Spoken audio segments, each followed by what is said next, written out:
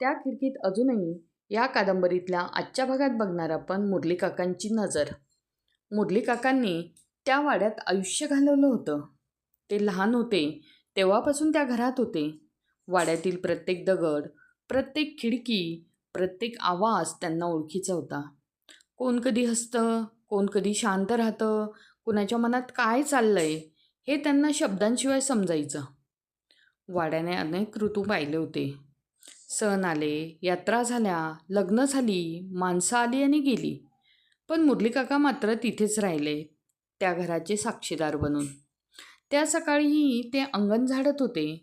रात्रभर पाऊस पडल्यामुळे पिंपळाची पानं संपूर्ण अंगणात साचली होती. गार वारा सतत वाहत होता. वरच्या गॅलरीतला पितळी दिवा हलकेच डोलत होता. मुरली काकांनी झाडू थांबवला.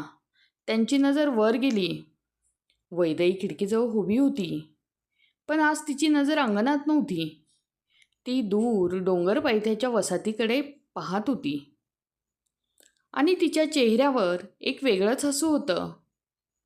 मुरली काका हलकसं हसले.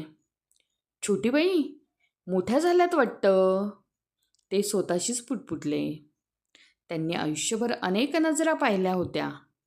काही रागाच्या, काही दुःखाच्या आणि काही प्रेमाच्या. आणि वैदेहीच्या डोळ्यात आता त्यांना स्पष्टपणे प्रेम दिसू लागलं होतं. दुपारी सारंग नेहमीप्रमाणे मंदिराच्या बाजूने जात होता. हातात पुस्तक, चेहऱ्यावर शांतपणा. पण वाड्याजवळून जाताना त्याची नजर नकळत वरच्या खिडकीकडे गेली. मुरली काका अंगणात उभे होते. त्यांनी ते पाहिलं आणि त्याच्या चेहऱ्यावर पुन्हा हसू उमटलं. सारंग, त्यांनी आवाज दिला. सारंग थांबला.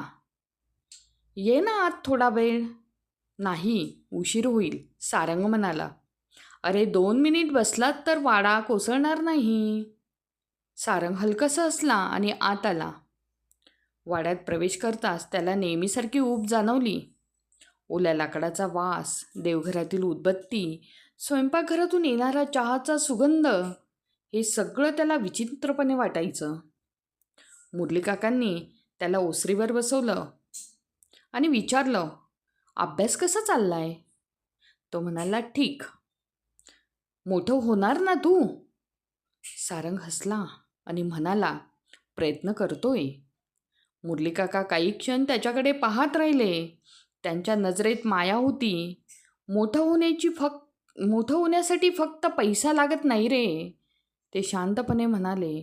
मनही मोठं लागतं. सारंग शांत झाला. त्या शब्दांमध्ये जणू काहीतरी वेगळाच अर्थ दडला होता. तेवढ्यात वरच्या गॅलरीत पैंजणांचा हलका आवाज आला. सारंगची नजर नकळत वर गेली. वैदेही, ती गॅलरीत उभी राहून खाली पाहत होती. क्षणभर दोघांची नजर भिडली आणि वैदेहीच्या चेहऱ्यावर हलकंसं हसू उमटलं. मुरली काकांनी ते पाहिलं. त्यांच्या मनात नकळत जुन्या आठवणी जाग्या झाल्या. एकेकाळी या वाड्यातही अशीच एक प्रेम कहाणी फुलली होती. क्षणभर त्यांच्या डोळ्यात हलकी काळजी उतरली, पण लगेच त्यांनी ती लपवली. चहा घेऊन येतो, असे म्हणत ते उठले. सारंग पुन्हा वर पाहू लागला. पण वैदेही आता तिथे नव्हती. फक्त हलक्या वाऱ्याने पडदा हलत होता. मुरली काका मात्र दूर उभे राहून दोघांकडे शांत पाहत होते.